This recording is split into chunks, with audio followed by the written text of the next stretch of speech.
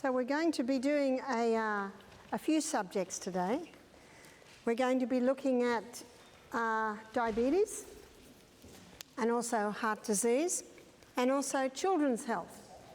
And children's health is very important because we were all children. And the way we were fed as children, the way we were raised as children has a lot to do with what our body is doing today. So it's an important subject. But I'd like to begin by, first of all, looking at diabetes.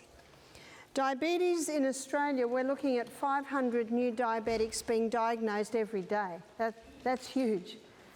And there was no diabetes on the planet until sugar was refined. Did you know that? In fact, there's no mention of diabetes in Hippocrates' writings. That's 400 years BC.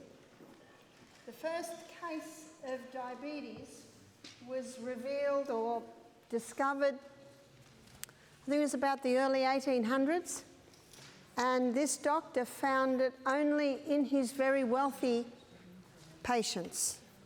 You see, it was only the wealthy patients that could afford to buy refined sugar. And the slave trade was built on refining sugar. You see, you can't grow sugar cane in the United Kingdom. And so they established the sugarcane fields in the West Indies, in Jamaica, or those little islands, and the ships would go to Africa. They would take prisoner a lot of Africans.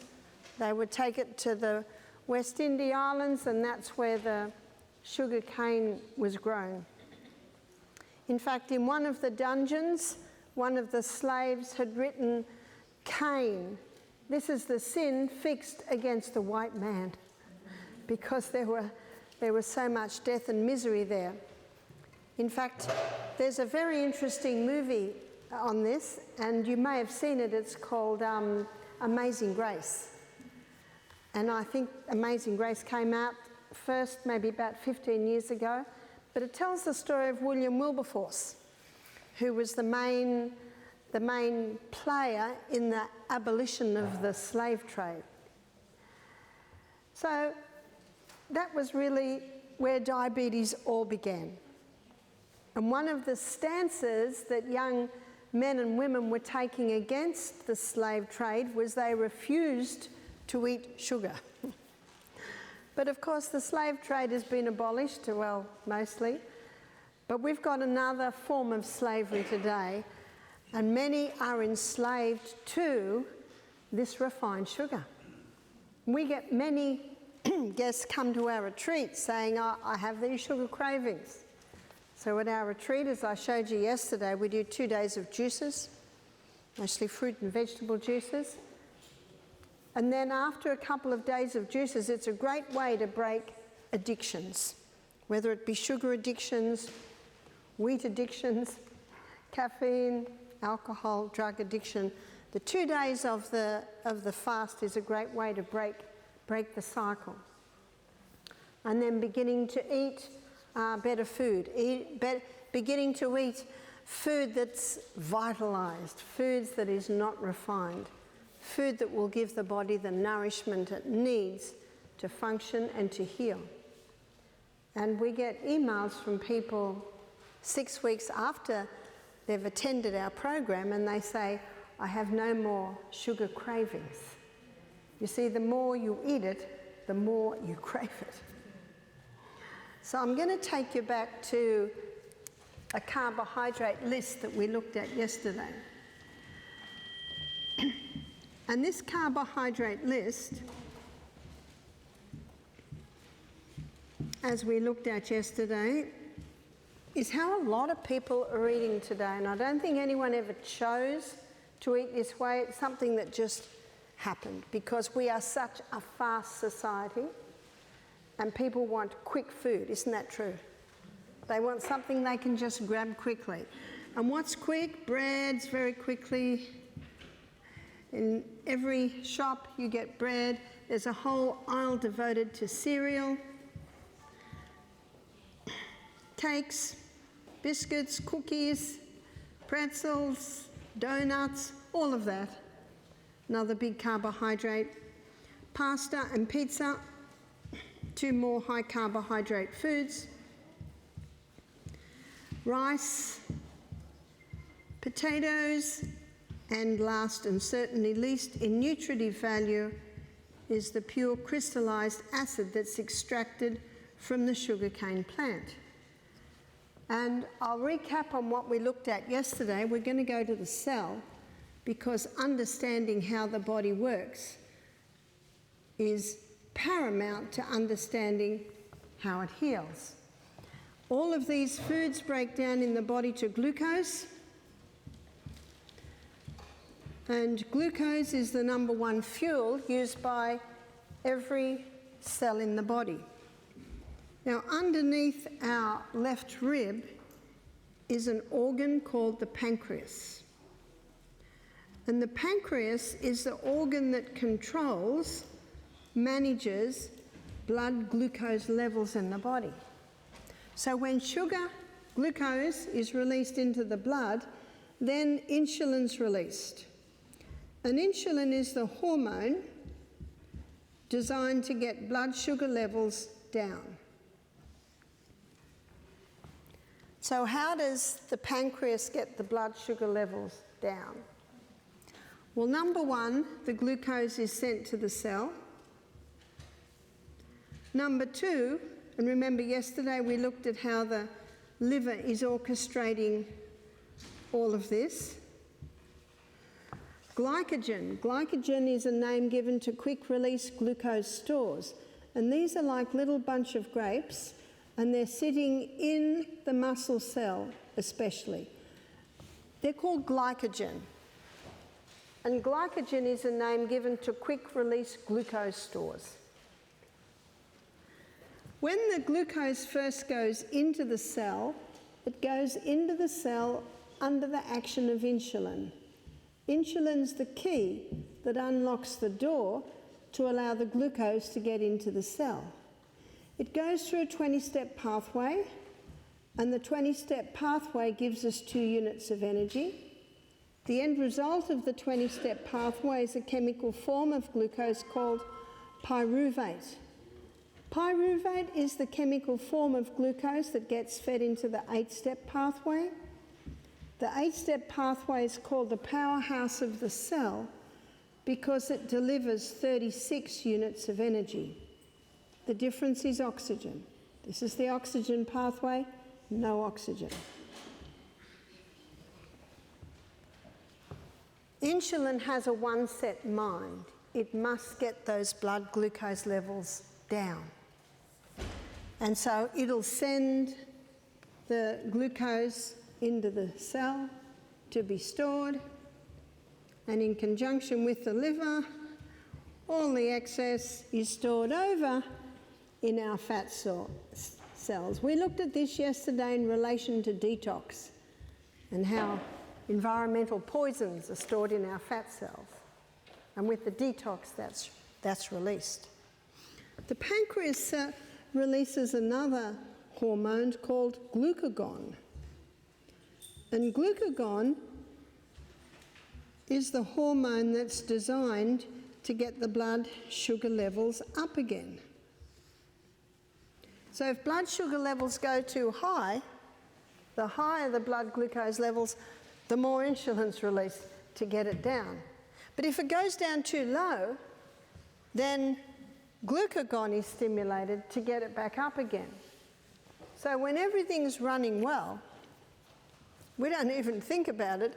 These 2 hormones are working together to keep blood glucose levels as they should be. But in this age of refined foods, there's some factors that are coming in that are greatly influencing this. So when someone is having a lot of sugar, and it takes about 1 metre of sugar cane to deliver 1 teaspoon of sugar.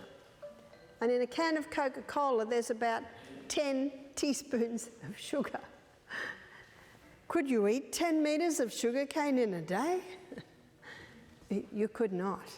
So that's an illustration to show that refined sugar is very much like a drug. And in his book, Sugar Blues, William Dufty, he gives the history of sugar. And he shows that today, with all these refined foods, that sugar addiction is very real, resulting in many times diabetes. So when you eat sugar cane, all the glucose is bound up in fibre and it slowly releases it. But when a person has the refined sugar, it gets the blood sugar levels up very high, very fast. And when the blood sugar levels go up so high, the brain starts yelling at the pancreas, quick, quick, release a corresponding amount of insulin. And so it does. It's a crisis. It's got to release a lot. And that insulin does its job. It gets the glucose out of the blood, into the cell, stored as glycogen. Oops, glycogen stores are full. Okay, we'll go over and dump it as fat. You see, fat doesn't make you fat. What makes you fat? It's the...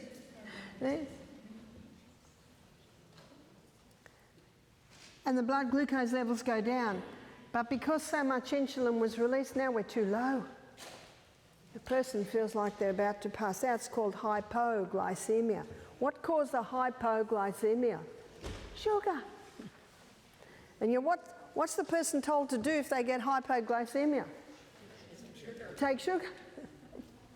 Will that get it up? Oh, yes. Up it goes again. Oh, no, too high. Boom. Oh, no, too low.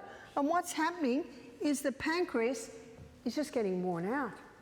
But something else happens before that, is the cell develops insulin resistance.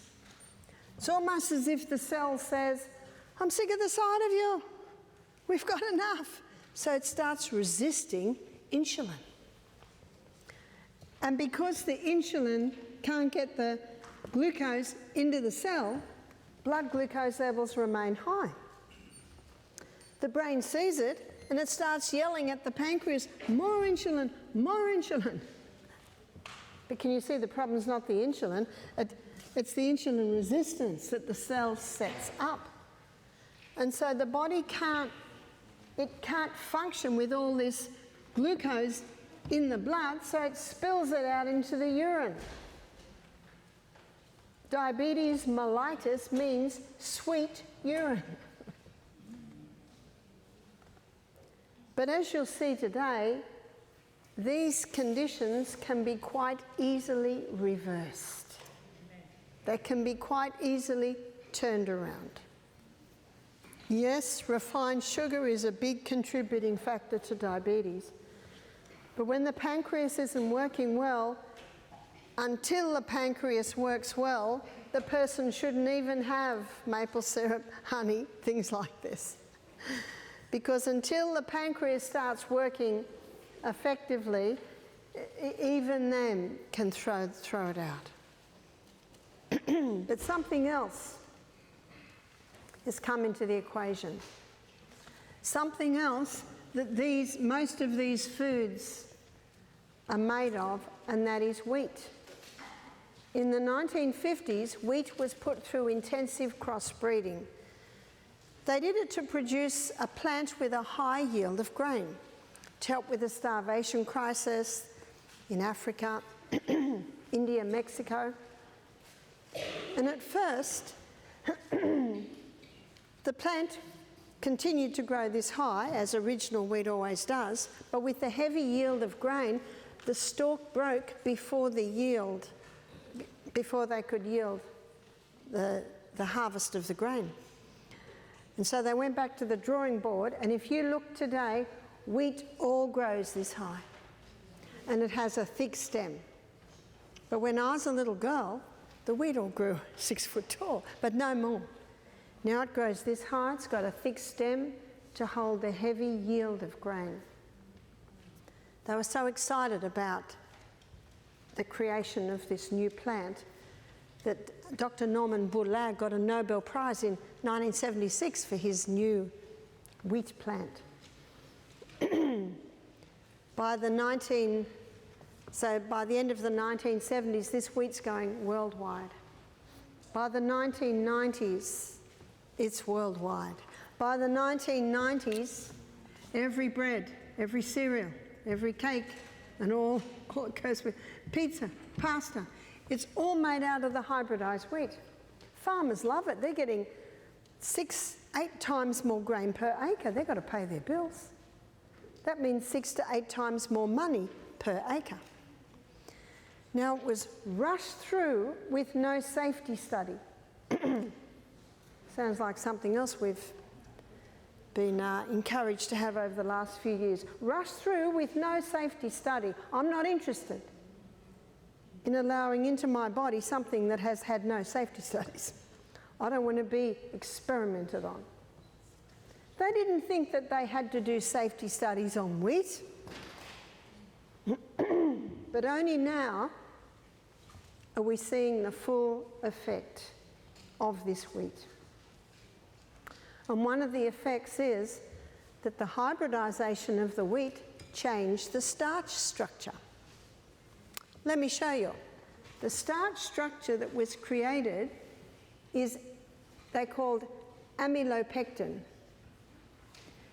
Amylopectin A. Amylopectin A is a starch that gets the blood sugar level up very high, very fast. So let's say blood sugar levels, that's average, it gets it up to go very high, very fast, and then a corresponding drop. That's amylopectin A. Let me give you something to compare it to. Amylopectin B, it's found in bananas and potatoes. And if you're familiar with the glycemic index of food, bananas and potatoes get the blood glucose levels up relatively high, relatively fast, and then you've got the corresponding dump. Not as high and as fast, but still relatively high and fast. The glycemic index of food is how quickly the glucose in that food is released into the blood. For instance, bananas, potatoes, released very quickly. Cherries, released very slowly. What's the difference? Under a microscope, you'll find in bananas and potatoes very loose fibre structure, so the glucose is released quickly. But in something like cherries, it's a very tight fibre structure, so it's released slowly. And that can make quite a big difference for a diabetic who is aiming for a consistent delivery of fuel to make it easier for the pancreas. Another comparison is amylopectin C. Amylopectin C is found in all your beans, your legumes, like lima beans, lentils, chickpeas, cannellini beans, kidney beans, soy, all your beans. Now they give that amylopectin C, that gives a really nice steady rise, consistent delivery of fuel. There's your amylopectin C. Every cell in the body wants a steady, consistent delivery of fuel. And this explains why, since wheat was hybridised, diabetes has just mushroomed. It's always been around, but since the hybridised wheat, it's just, as we say in Australia, it's gone berserk. And how many of these foods are a combination of refined sugar and the hybridised wheat? Every bread has sugar in it. Cereal has sugar. All your cakes have sugar in it.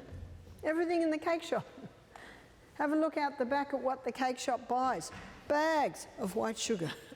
Bags of white flour. So let me show you where this sits on the glycemic index.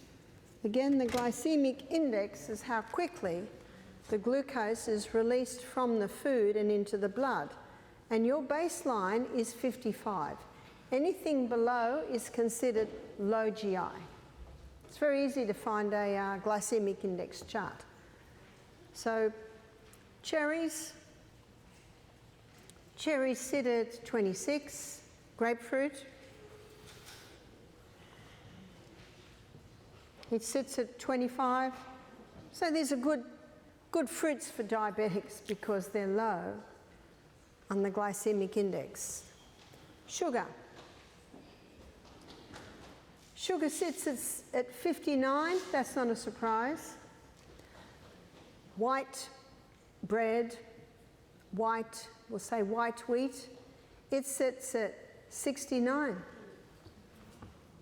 So a slice of white bread will get the blood sugar level up higher quicker than just sugar.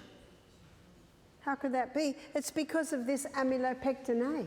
Remember, in the hybridization process, no safety studies, it was rushed through, but it created a starch that gets the blood sugar level up very high, very fast.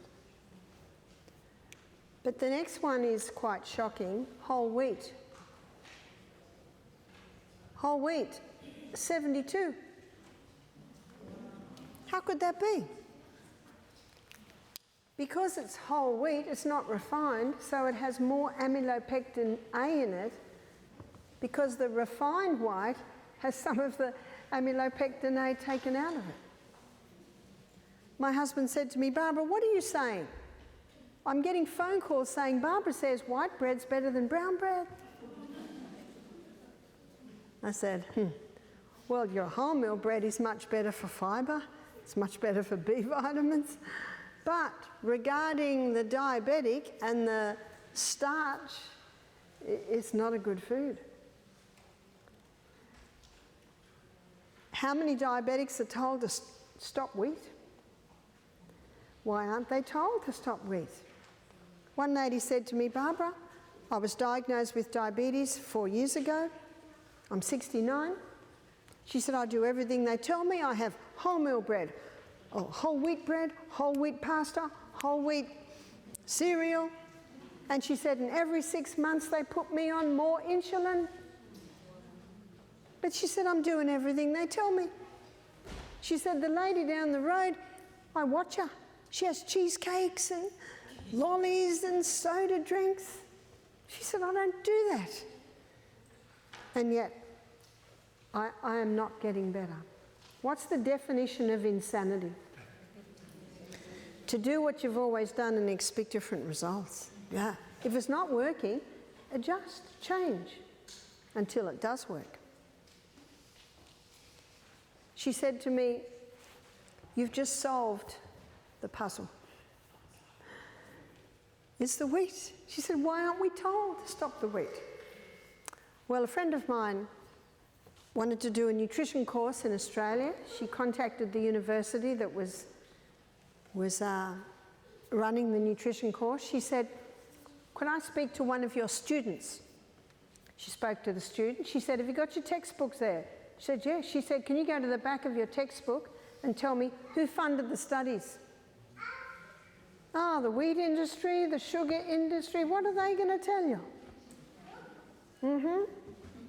And I was going to say I don't know about here in America, but I'm pretty sure it's much the same as Australia. Grow a lot of wheat. It's big business. Big business. You can get a wheat that has not been hybridised. It's called spelt and Enkenhorn. And these are what's called ancient grains because they haven't been hybridised. But most farmers would prefer to grow the wheat because they get so much more money because of the high yield of grain, and they've got to pay their bills. But we are the one that chooses what goes into our body. Do I eat wheat? Sometimes, but not much. If I had diabetes, I wouldn't touch it. When I was in Bermuda, a doctor came to me and he said, Barbara, you're wrong on the wheat. I said, oh? He said, I eat wheat. I don't have diabetes. I don't have heart disease. I said, yes, but look at you. You're incredibly fit. And I don't think you eat it 3 times a day. It can be part of the problem. And the problem is when this fast society, people want fast food, and there it all is. One man wrote to me and he said, Barbara, you're wrong on the wheat. You're wrong on the bread. And I always say, oh, tell me more. And this man said, Jesus said he's the bread of life. And I said, well, I believe Jesus is the bread of life, but the bread he's referring to is not the bread we have today. Used to be called the staff of life. I think I'd just about call it something else today. The staff of death. And many people today having cereal and toast for breakfast, sandwiches for lunch, pasta for tea, maybe cakes, donuts, whatever, mid-morning, mid-afternoon. That's almost 100% wheat. And when God was talking to Adam and Eve in the Garden of Eden, and he said, behold, I've given you every herb bearing seed, but you know there are a lot more grains than wheat. God didn't say, behold, I've given you wheat. Live on wheat. There's so many grains. There's so many legumes. There's such a variety. But many just reach for this. You know, the worst time to think about lunch is when you get hungry. You know that. Because if you're very hungry, what are you going to reach for? The quicks. So before you go to bed at night, that's the time to think about breakfast. Maybe on lunch the next day, maybe I need to put my beans onto soak. Only takes a minute. And at breakfast time, that's the time to think about lunch. What do I need to do? What do I need to prepare? But aren't you in the kitchen a long time? I'm not. I love cooking, but I don't want to be in the kitchen all day. And on Saturday morning, I'm going to show you how you can rewire your brain, and I'm going to show you how you can use different parts of your brain. Front part of the brain is foresight. That's where we look ahead. And in a dehydrated brain, in a brain that's been overloaded with the sugars, it's hard to think ahead. There's even a few books showing the link between the hybridised wheat of today and mental illness. One's called Grain Brain by Dr. David Perlmutter, showing the link between even wheat and mental illness. Yeah? What about those bread products that add fiber to make them like low carb? What about the what, sorry? I'm sorry? I didn't hear. I said, what about those whole wheat bread products that add fiber to make them low carb or like keto breads and things like that? Try those? Yes, well, I can't be assured of this, but I did read an article that reckoned they're putting chook feathers, well, I think you say chicken feathers, to up the fibre. See, if you're eating a whole diet, you don't need to add fibre, because your fruits and your vegetables and your whole grains has all the fibre that you need. But I like to eat food in as natural a state as possible. So when we make bread, we make it with usually spelt. And if you make it with wholemeal spelt, it can be a little heavy.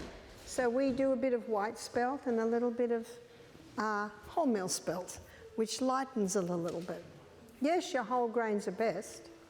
And if you had a grinder that ground your grain to talcum powder fineness, you wouldn't need to put any white in. But the wheat is a huge contributing factor with diabetes. And that's a surprise to most people.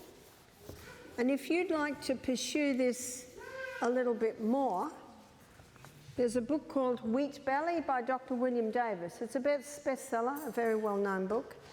And he gives the story of what they've done to the wheat. Yeah? Became a type 1 diabetic because of blood pressure medication, and the pancreas has not worked fully, and you're having an awful time regulating. Is that, I know there's hope in everything, but is there hope that that could reverse? So the question is, what if someone's type 1 diabetes came about because of a side effect of blood pressure medication? And this certainly is a tragedy. We had a young man attend our program who had type 1 diabetes. He was only 19. And he got type 1 diabetes after a very strong course of antibiotics at the age of 15.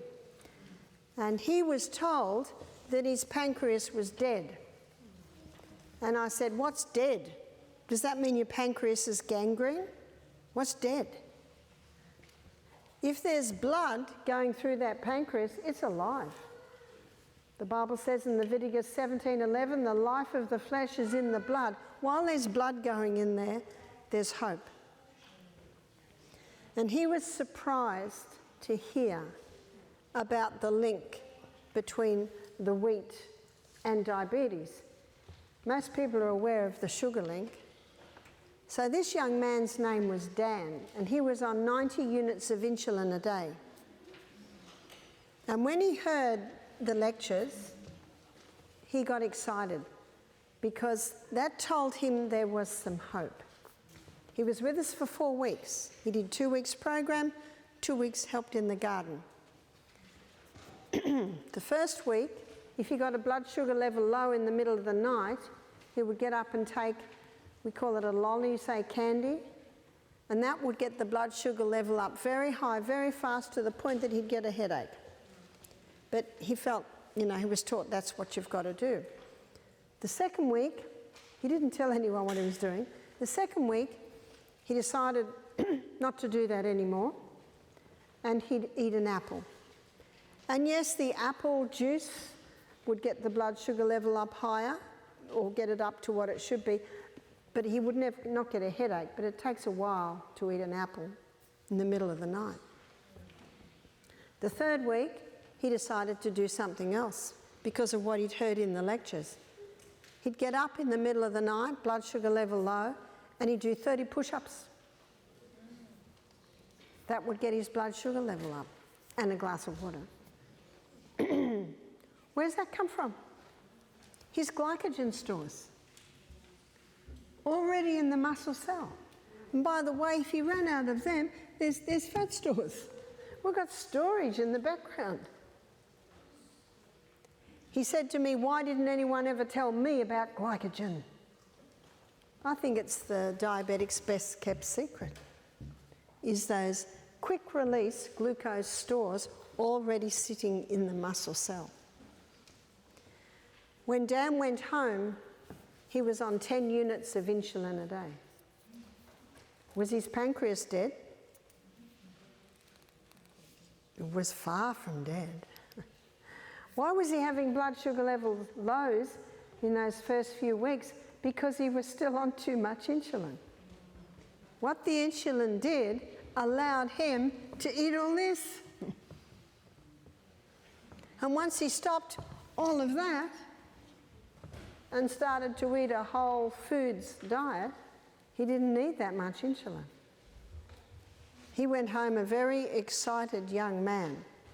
Notice what I said, type 1 diabetic, cells have been damaged from the antibiotics, but the fact that he was on 10 units of insulin a day and functioning well tells me his pancreas was not dead.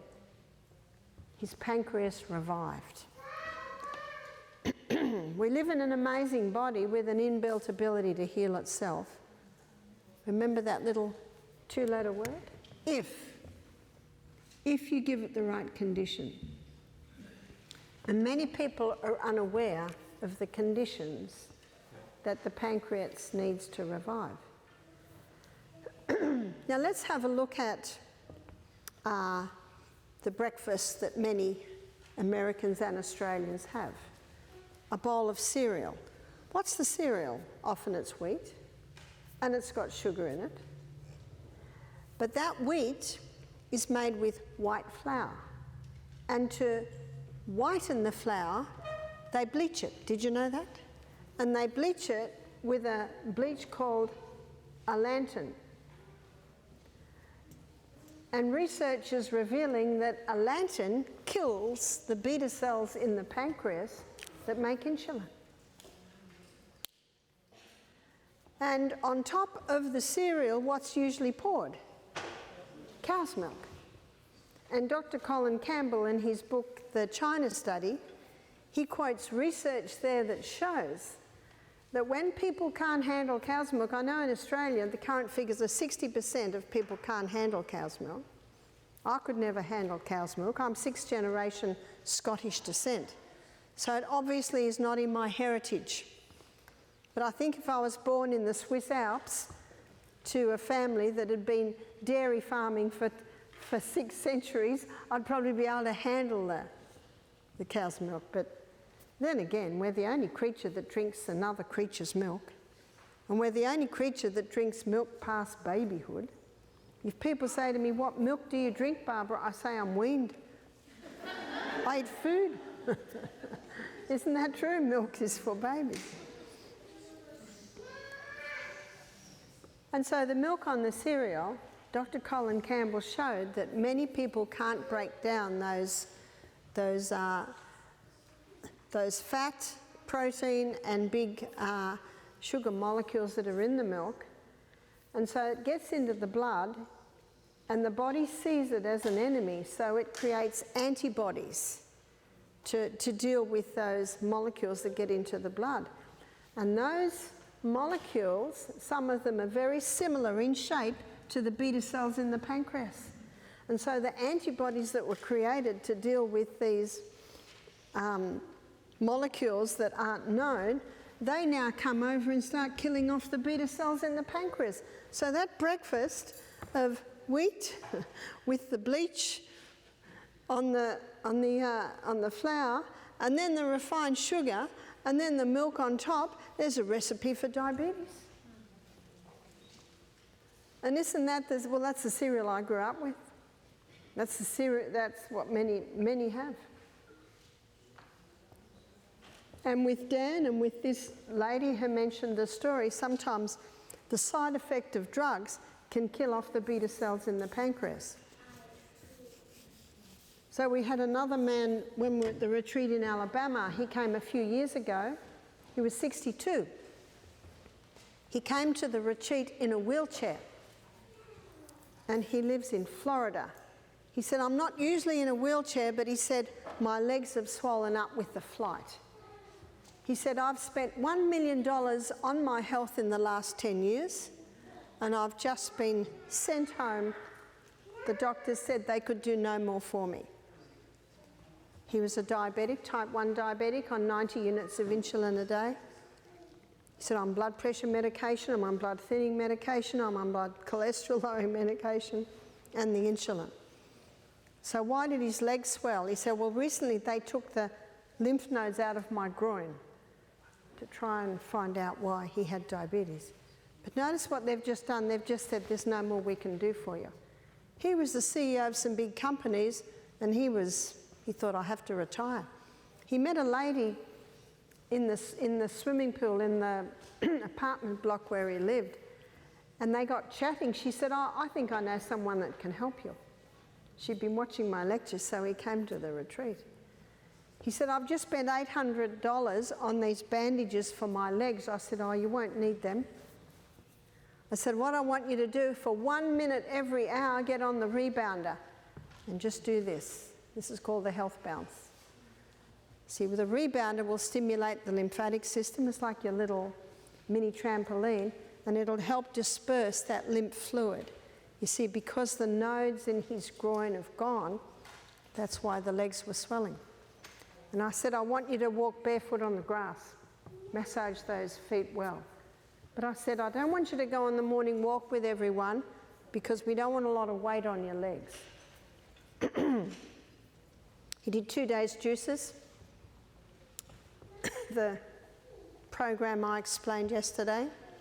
Remember, mostly carrot, celery and apple juice. So fairly low sugar juices. 8 o'clock, 10 o'clock, 12 o'clock, 2 o'clock and 4 o'clock, and then the thin soup at night. Little by little, his blood glucose levels were coming down. We gave him a protein drink to take to bed at night, because I always presume they're going to get some blood sugar level lows, because they can't believe that they can reduce their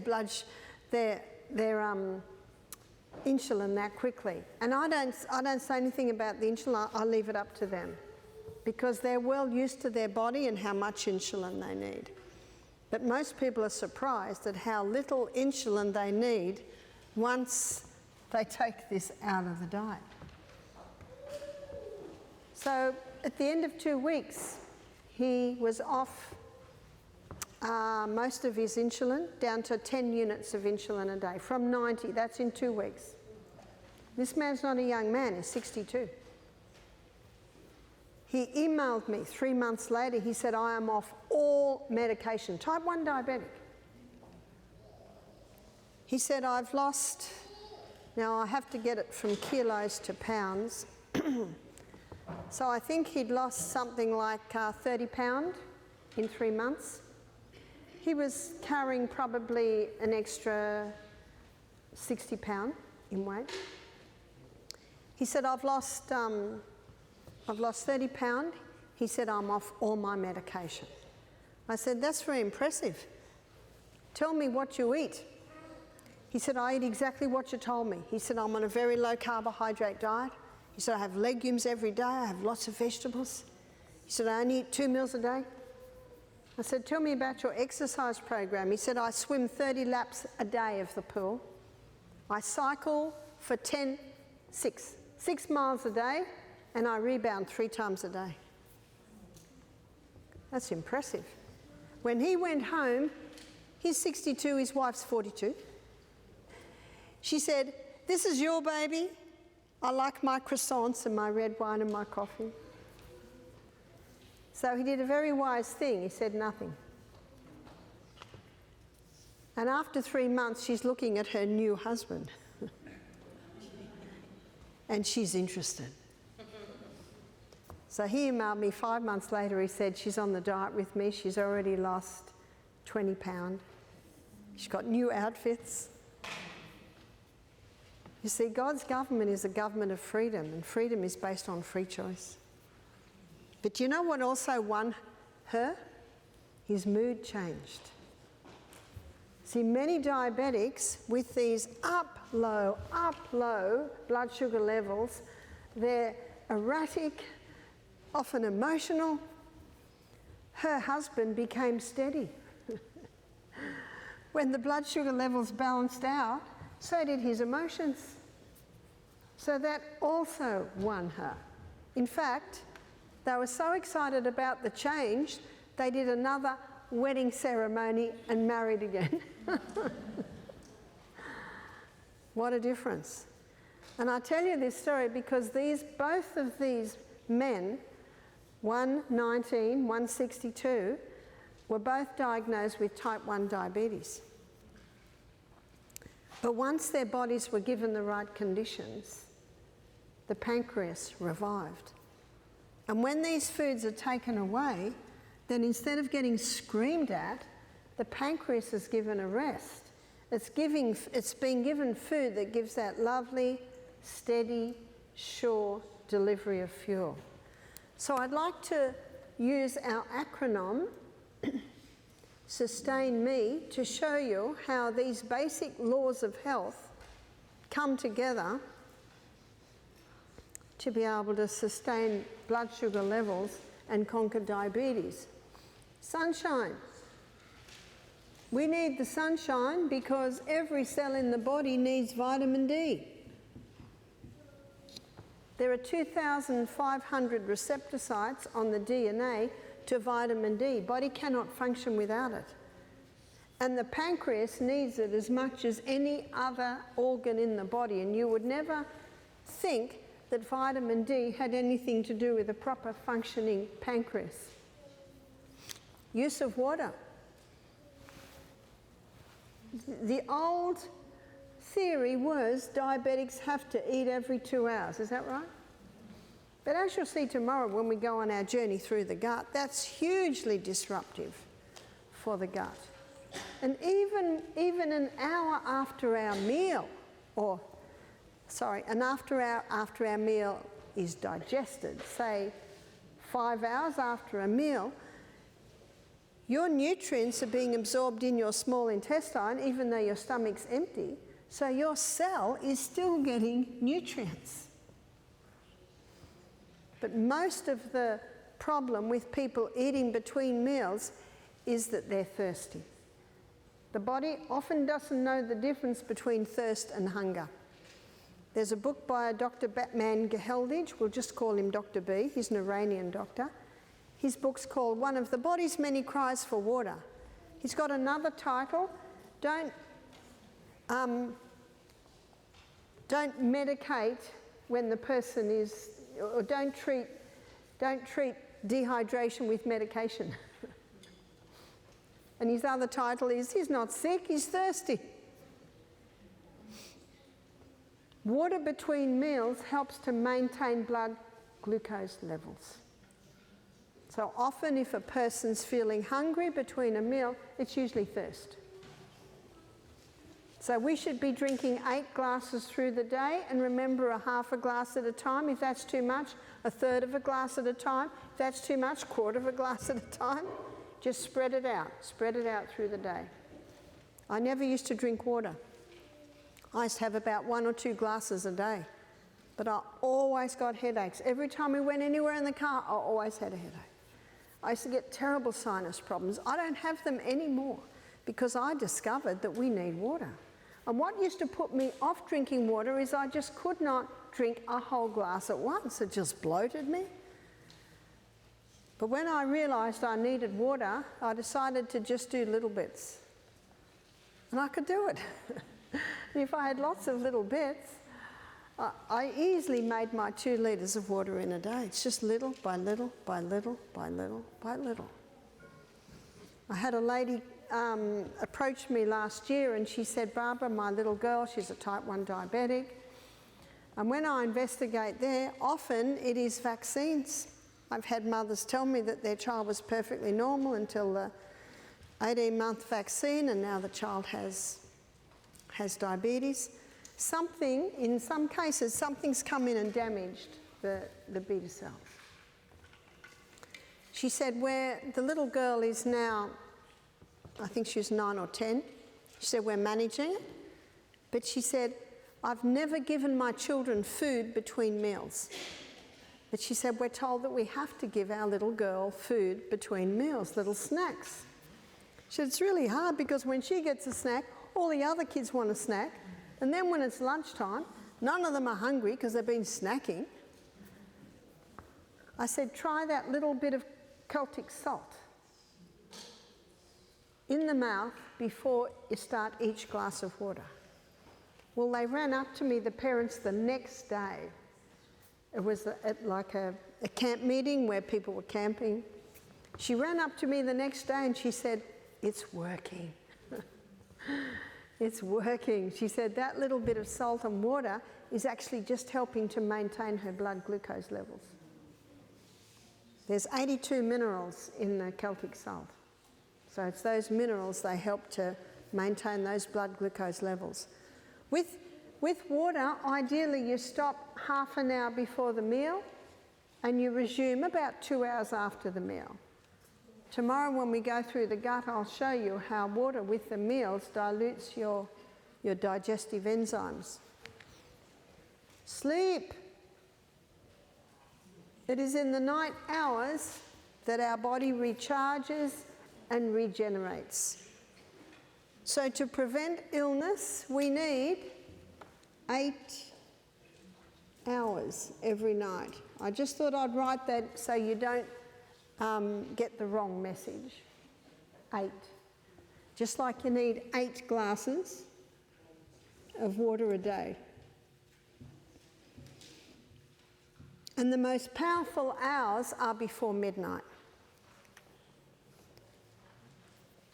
You might have heard the old saying, an hour before midnight is worth 2 hours after midnight. So my 2 granddaughters graduated, had their graduation party last Sunday. They're 18. I was very glad to be able to be there. My daughter was going to stay up till midnight cooking the cakes. I said, no. I said, let's go to bed by 9 and get up at 4:30. And we did, and we conquered everything. Because when you don't go to bed till midnight, you're wiped out the next day. So those 8 hours can be go to bed at 8, get up at 4, go to bed at 9, get up at 5. That's probably my favourite. Or in summertime, at a stretch, you could go to bed at 10, get up at 6. But 8 hours, not negotiable. Children need much more. So to revive, restore, and heal the pancreas, must have 8 hours. And if you don't have diabetes and you want to prevent diabetes, 8 hours. 8 hours is the prevention, and 8 hours is also the recipe for healing. Trust. Trust in God. Yes?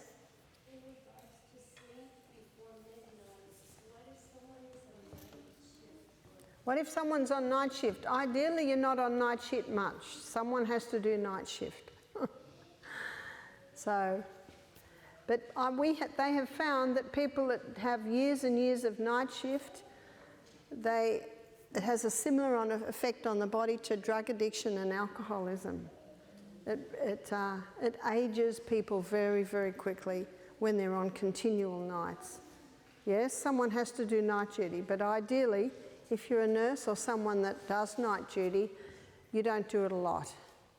And if it's spread out in shift work, then not everyone has to do a lot. Trusting God that He gave us a body that can heal itself, and it'll heal itself if given the right condition. Do you remember on the first day I showed you the two opposites? There's fear and there's faith. And we choose which emotion we follow. And when you start to give the body the right conditions, when it starts to revive and function well, that helps your faith. Helps you to have faith in this incredible body that God gave us with an inbuilt ability to heal itself. And He is the healer. Abstain. There are some things that must stop. So to conquer diabetes, the main things to abstain from absolutely are the refined sugar. And as you can see, wheat must stop. Caffeine. Caffeine is something that causes a crisis response in the body. And whenever the body's in a crisis, more insulin's released to get more glucose into the cell in preparation for the crisis, the fight or the flight. And so caffeine contributes to overworking the pancreas, so it must stop to be able to conquer diabetes. Alcohol is incredibly high in sugars. Not only high in sugars, but it also is very damaging to the brain cells. And once the brain cell's gone, it's gone. Inhale. Genesis 2 verse 7, the Bible gives a wonderful account on the creation of man. And God formed man from the dust of the ground and breathed into his nostrils the breath of life. Did everyone get that? Nostrils, not mouth, nostrils. The nose has been designed to take in the air and also release out the air. The more you breathe in through your nose, it causes the little canals at the back of your nose to get bigger and bigger.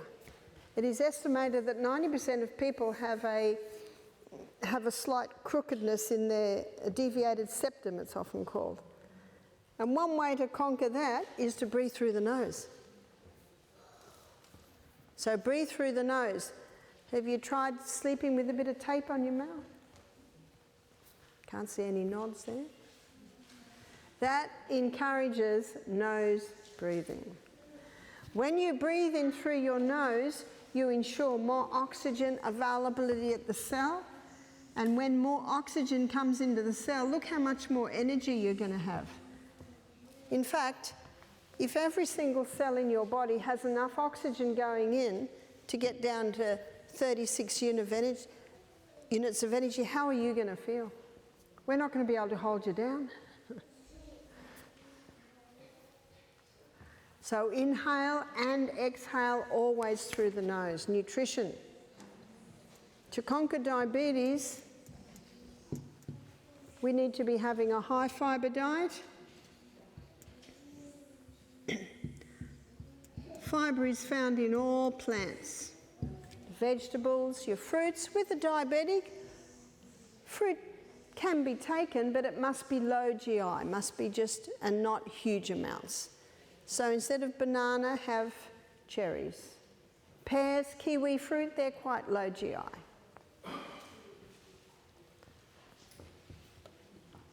Generous proteins. I met a scientist, this man was in his late 60s, and he told me that when he was in his 40s, he was told he had pre-diabetes and to eat lentils or legumes every day. So he said, I did. He said, and I never developed diabetes. Make sure they're well soaked, make sure they're well rinsed, make sure they're cooked soft and then rinsed again to make them digestible. And healthy fats. What are your healthy fats? All your fats that are found in your nuts and your seeds. Coconuts, olives, avocado. And the two oils that have been used for centuries, your coconut oil and your olive oil. Two oils that are extracted from the flesh of the plant. They're your healthy fats. They're your best fats, yes?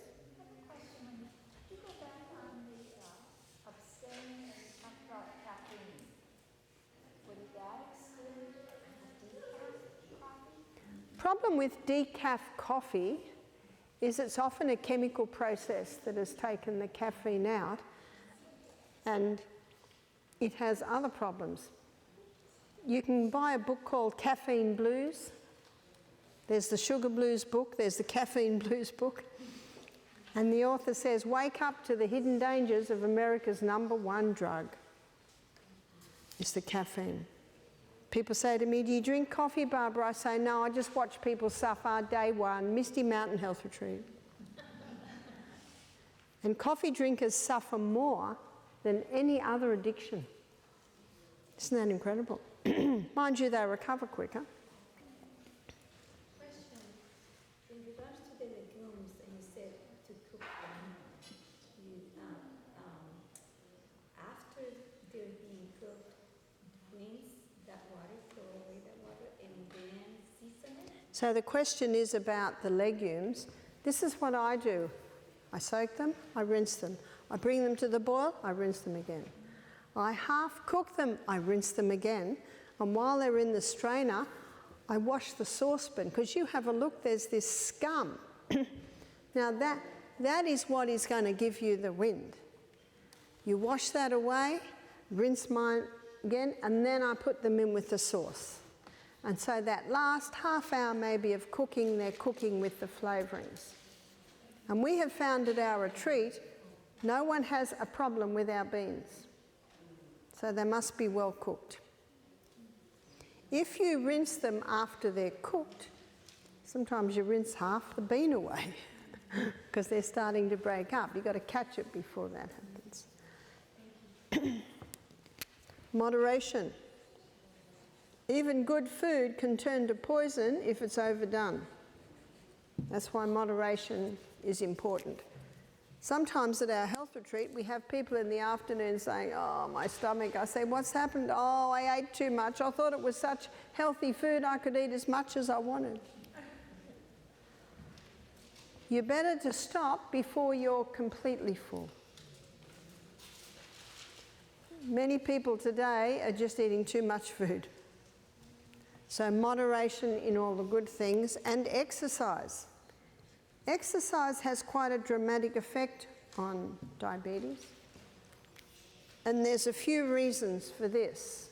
And one is that not only when you exercise do you increase blood supply to the pancreas, which is good news, because you increase blood supply to the pancreas, you're increasing oxygen, you're increasing nutrition, you're increasing water, you're taking waste away. But when you exercise, these cells start calling out for more fuel.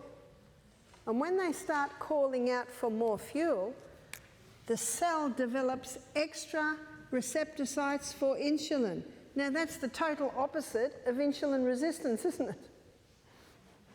Insulin resistance is the cell saying, we're sick of the sight of you, we've already got too much. On the other hand, when you exercise and these cells need more fuel,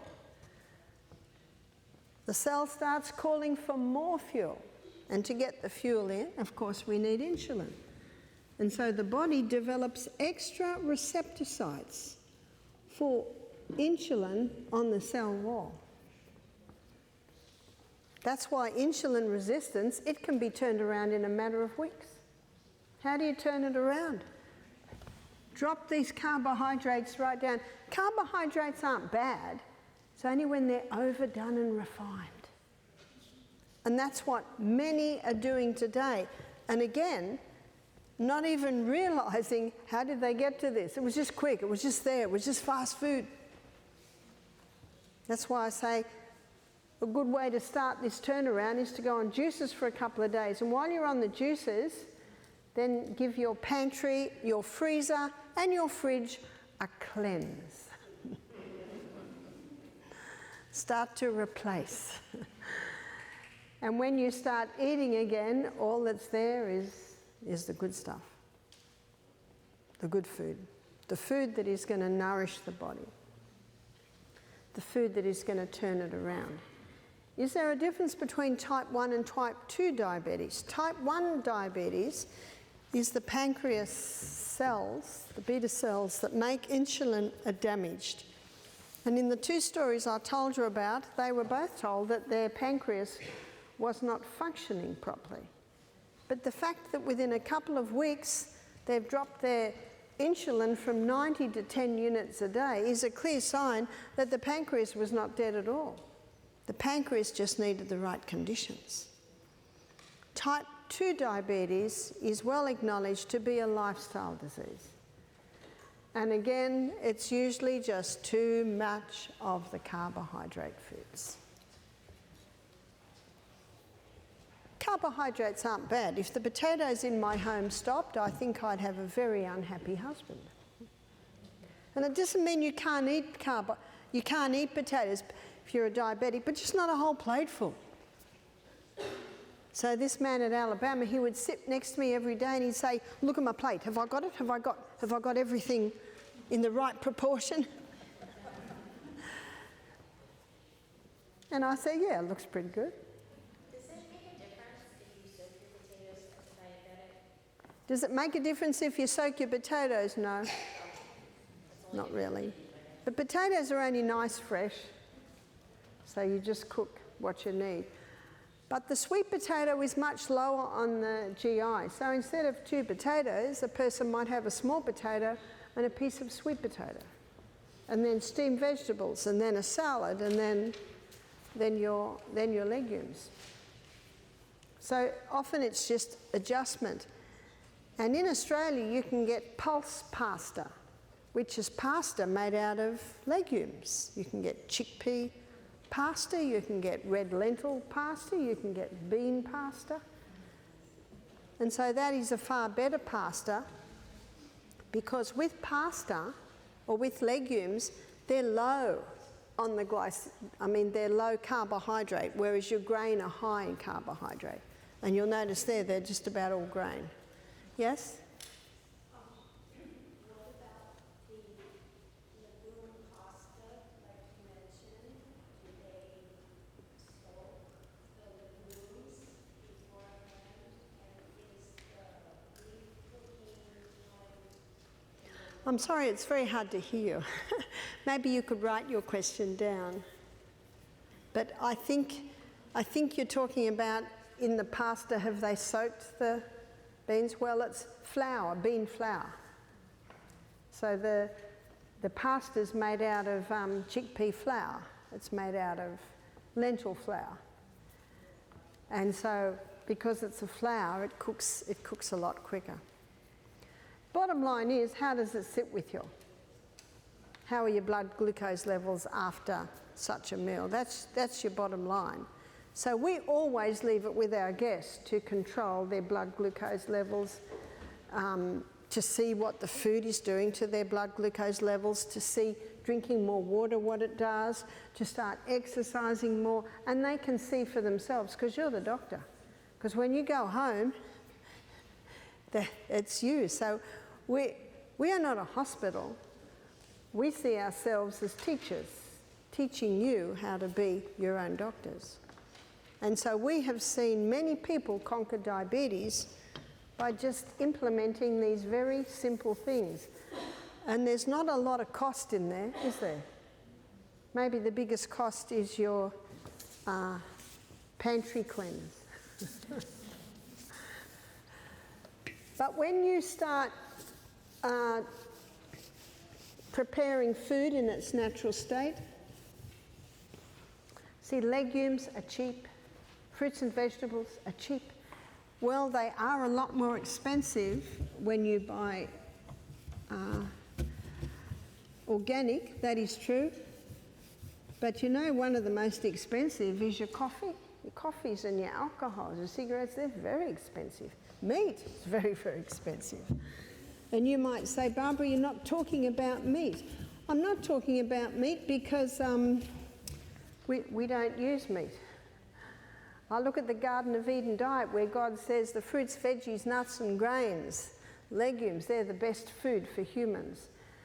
And maybe if someone lives on an organic farm and the cow's organic and the milk's organic, maybe so, and it's in their heritage, but I think that is fairly rare today.